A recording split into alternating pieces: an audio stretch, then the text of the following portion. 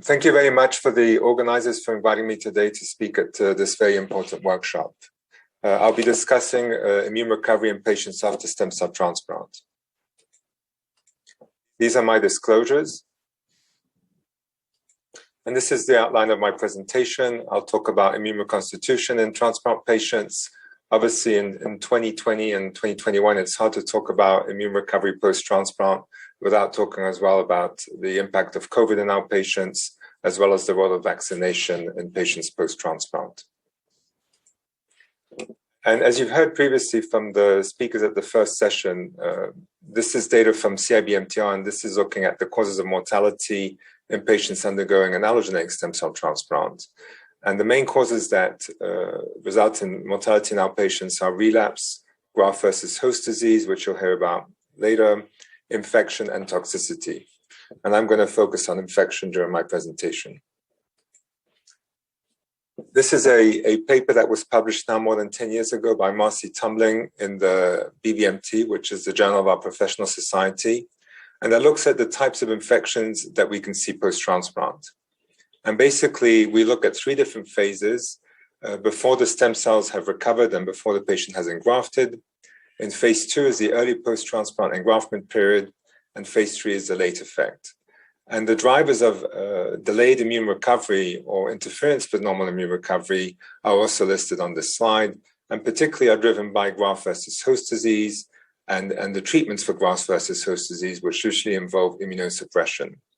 And you can see here that we are dealing with bacterial infections, viral infections, and fungal infections. And I won't go into the detail of this for the sake of time. Interestingly, now that we've also moved into the field of cell therapy, and particularly treatments such as CAR T cells, in this review paper from 2020 by Joshua Hill and Susan So, you can see a very similar schema for the risk of infections after CAR T cells. Obviously, some of the drivers of these complications are different from an allogeneic transplant, but you can see the same types of complications can also result in these patients. And so I think we've learned many lessons from what happens to our transplant patients as we move into cell therapy as well.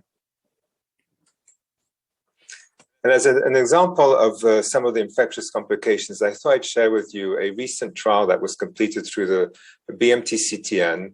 And this was a randomized prospective phase 3 trial where we tried to develop new approaches to reduce the risk of chronic graft versus host disease.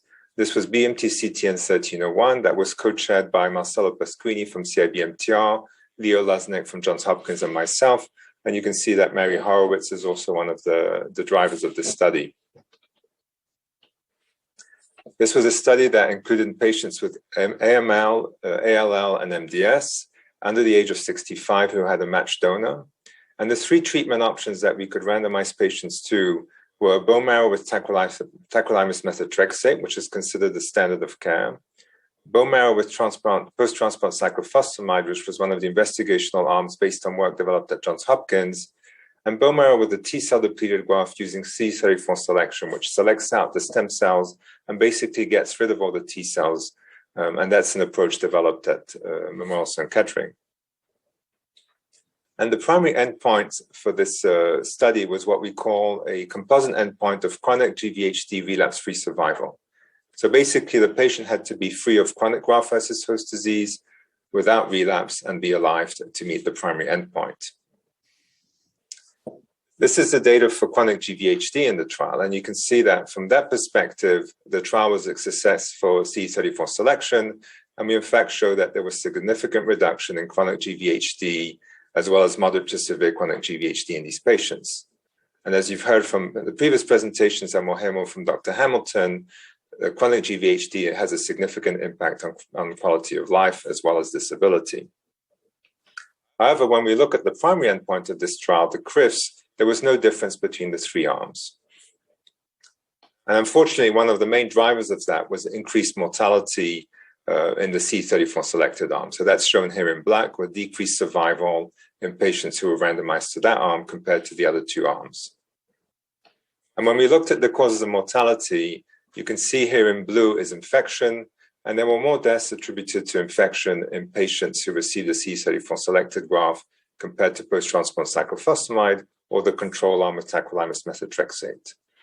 So by removing the T cells from the graft and reducing chronic graft versus host disease, the price that we pay is increased toxicity related to infectious complications and decreased survival as a result of that. So what have we learned over the years looking at T-cell depletion grafts in particular?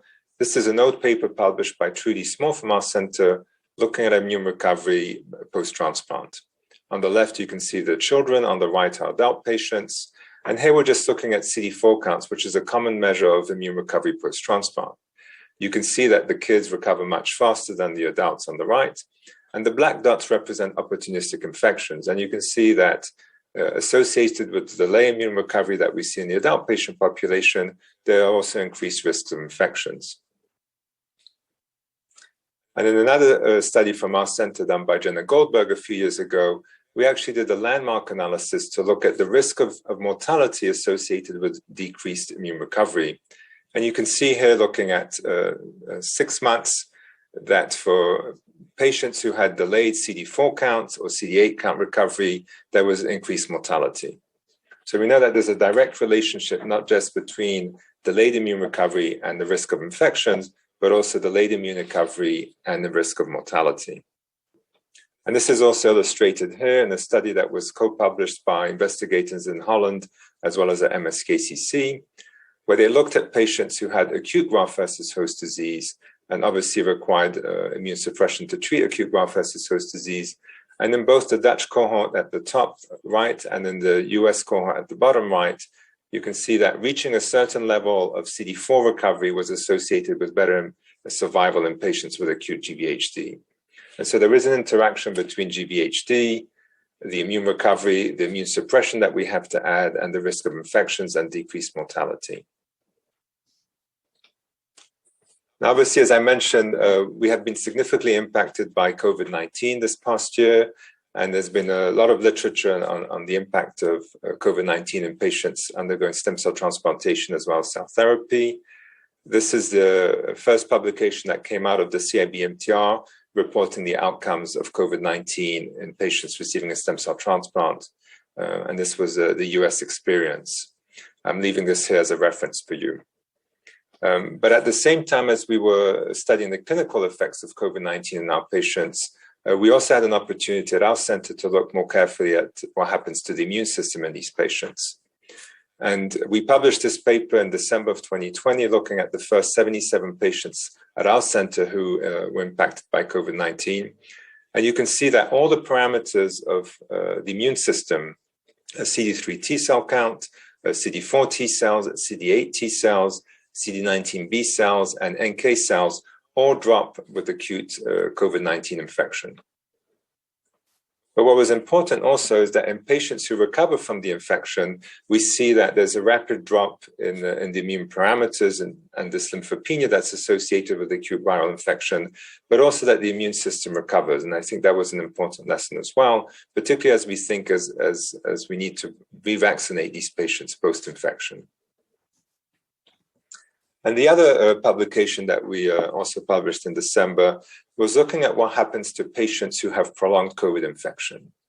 And because patients have an incompetent immune system, essentially they're unable to clear the virus.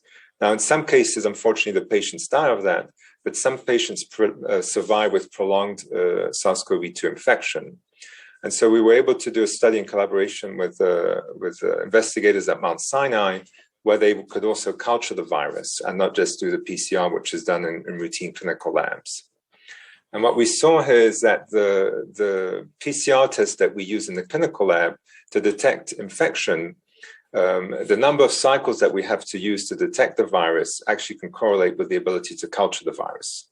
So the lower the CT value, the more likely we are to actually culture virus that is still alive. And that's shown on the left. On the right, you can see CT values over time for a number of our patients.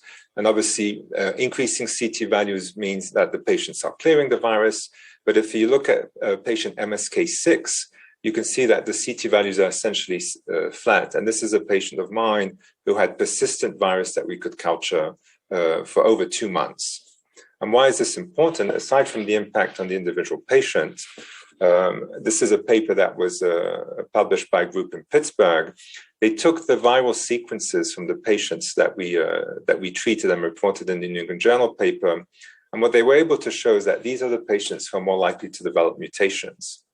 And so it's particularly important to protect our patients from infection, because unfortunately they can not only be severely impacted by the infection, but they also serve as a reservoir to develop mutations, which can then spread to the general population, such as the Delta variant that we're dealing with, and then affect us more broadly as well. So to close, I'd like to talk about the impact of transplant and how it relates to going back to school or back to work. And the reason I chose back to school is to illustrate this with one of my patients. This was at the time a 55-year-old New York City public school teacher. She's now over 10 years post-transplant. She had a diagnosis of acute myelogenous leukemia. She received a T-cell depleted transplant from her LHLA matched system. And she had a post-transplant course that was relatively routine, no graft versus host disease, but she did have the expected delayed immune recovery that we see with this type of transplant. Now, unfortunately, in order for her to go back to work, she needed to be revaccinated. And furthermore, the school system wanted proof of vaccination. So she ended up being out of work for over 18 months, because by the time she was able to return to work, that would have been in the spring. And the school principal basically said, well, we don't need you to come back in March because your position's already filled. And so we'll see you in the fall. So she ended up being out of work longer than she needed to because of the timing of the school calendar year. Another example is a 50-year-old physician of mine, a patient of mine who is an emergency room physician. He had a diagnosis of T-cell ALL, had a similar transplant to the first patient, this time using an unrelated donor. Again, a pretty routine post-transplant course with expected delayed immune recovery. And his situation was actually harder to go back to work because they wanted proof of an immune response to the MMR vaccine before they would let him back in the ER, because obviously he's front line for patients walking in with potential infections. And his immune response, actually, we couldn't detect the response to MMR. And we ended up having to send samples for this patient to a specialized lab at the CDC that studies measles, where they were able to use advanced testing that they have to show a response to the measles vaccine, which we then submitted to his employer so that he could return to work. As an aside, he has continued to work since then, and actually has weathered the COVID pandemic, continuing to work in the front lines in the emergency room in Long Island. So what we know about vaccine responses is that they decrease with age, not just in normal individuals, but particularly in our transplant recipients. And you can see here on the left, the decrease in response to Haemophilus influenza, as well as the Prevnar pneumococcal vaccine. And we know that the ability to respond to vaccine is associated with the ability to generate naive T cells, which are increased in younger patients. And finally, I want to remind you that you probably know from the recent news reports that Colin Powell was vaccinated against the COVID-19 virus, but unfortunately, he was a patient with myeloma and did not respond adequately to the vaccine and ended up dying of COVID-19. And we and others have looked at responses to the COVID-19 vaccines in our patients. This is a report that came out recently by colleagues of mine, Dr. Tamari and others. And you can see on the left, we're looking at the response to the SARS-CoV-2 spike protein. Working from left to right, the first group is the healthy controls who have the highest response. Then we look at autologous transplants, early and late, and you can see that patients who are beyond 1 year have a slightly higher response, but still decrease compared to healthy controls. The purple is the allogeneic transplant recipients. And you can see that from early, mid to late, which means beyond 3 years, there are increasing responses to the vaccine, but the patients who are within the first year have decreased responses. And then the far right is the CAR T cell patients. And because most of the CAR T cells that we're currently using in patients are directed against CD19, which is present on normal B cells, most of these patients don't have B cells within the first 6 months at least, and therefore are completely unable to respond to the vaccine in terms of making antibodies. And on the right, I'm showing similarly the neutralizing antibody responses, which we think are actually the ones that are critical in terms of controlling the virus. And you see similar differences between the healthy controls and the different transplant recipient populations and CAR T-cell recipients. And this is looking specifically at the responses in terms of immune recovery. And we've defined immune recovery as having adequate T cells and B cells post-transplant. And on the left, we're looking again at the spike IG response, on the right, neutralizing antibodies. And you can see that in the red, the patients who haven't met the parameters for immune recovery have a decreased response versus patients who have a significant better improvement in their immune recovery. So there's a direct relationship between immune recovery and the ability to mount responses to vaccines. So in conclusion, infection remains one of the main causes of mortality post-transplant. We have a much better understanding today of how that relates to the risk factors and timing post-transplant.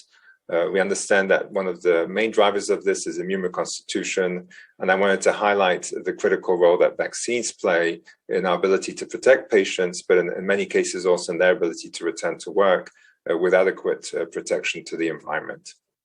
Thank you.